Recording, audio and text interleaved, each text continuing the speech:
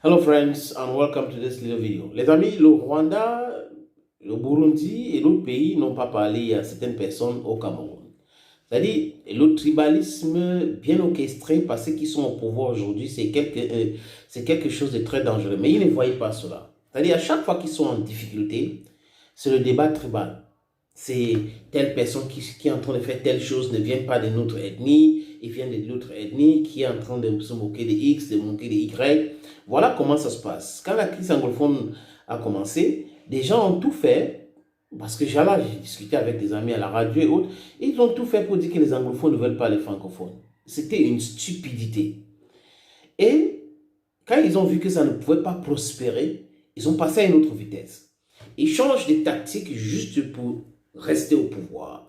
Donc, leur programme politique, c'est de demeurer président, ministre ou de rester au pouvoir. Il n'y a pas un programme politique qui fait en sorte qu'il faut développer le côté énergie, le côté transport, le côté sécurité. Non, non, non, non. Si tout peut se mal passer ou tout se passe très mal, voilà, let me just put it this way. Si tout se passe très mal, c'est tant mieux. Maintenant, si le pouvoir n'est pas touché, ok, ça va, il n'y a pas de problème. Mais dès que vous parlez du changement de pouvoir, ils vont se lever pour dire que vous êtes terroriste, vous êtes antipatriote. Voilà comment ces gens-là fonctionnent. Depuis l'arrestation et l'incarcération de Jean-Pierre Amogo Belinga, il y a beaucoup de personnes qui ont jubilé, d'autres qui n'ont pas jubilé, qui sont contre, d'autres qui sont en colère. C'est normal, c'est de bonnes guerres. Mais allez poser la question à la famille de Martinez Zogo, allez poser la question à d'autres personnes. C'est comme ça la démocratie. Vous ne pouvez pas empêcher aux gens de dire ce qu'ils pensent si nous sommes véritablement en démocratie. Mais seulement, le tribalisme qu'on est en train d'amener là-dedans, ça fait peur. Ça fait peur. Parce que, les amis, Martinez Zogo vient d'où?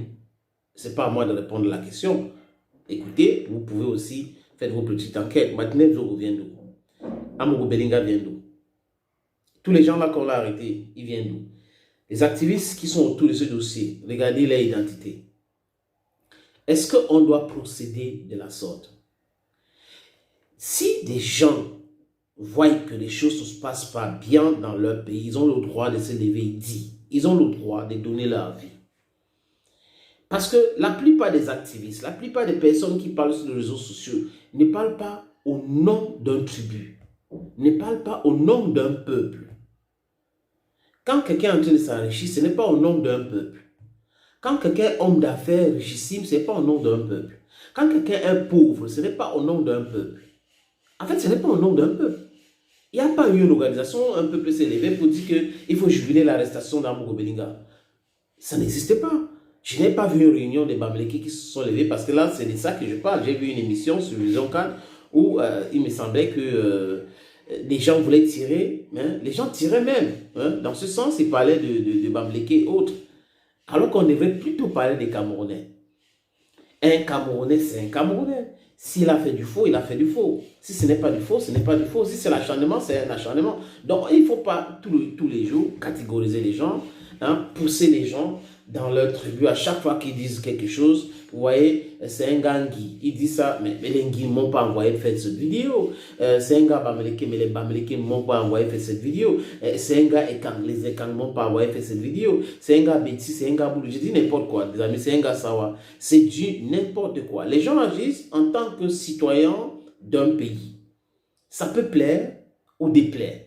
Mais ce n'est pas pour autant que vous devrez taxer, épingler les autres qui n'ont rien à voir là-dedans. Les amis, j'ai vu des posts sur les réseaux sociaux. C'est une jeune fille qui travaille à l'ambassade du Cameroun en France. Cette ambassade que je connais très bien.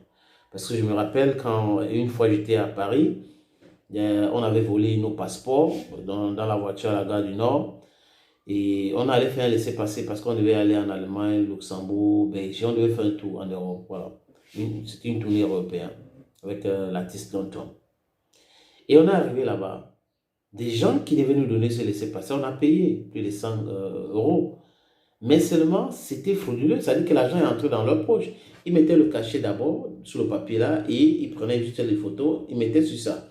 Et c'est l'aéroport au retour au Cameroun qu'un policier français m'a dit que c'était du faux. Mais heureusement, je rentrais chez moi au pays. Donc, voyez un peu.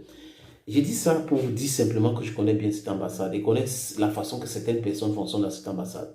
Et cette ambassade n'est pas une ambassade de Ekam. Cette ambassade n'est pas une ambassade de Bamileke. Ce n'est pas une ambassade de Sawa. C'est l'ambassade du Cameroun en France. L'ambassade du Cameroun en France. Quand une fille se lève pour dire que les Bamileke jubilent après l'arrestation de Amougou Belinga et elle est très en colère, elle dit qu'elle va rejeter tous les dossiers des Bamileke qui vont envoyer à l'ambassade. J'ai envie de poser la question à ces jeunes filles qui travaillent à l'ambassade du Cameroun en France, que est-ce que cette ambassade s'appelle ambassade Ekan? Est-ce que ça s'appelle ambassade Eton Boulou? Non! Vous êtes Boulou et vous êtes Camerounaise.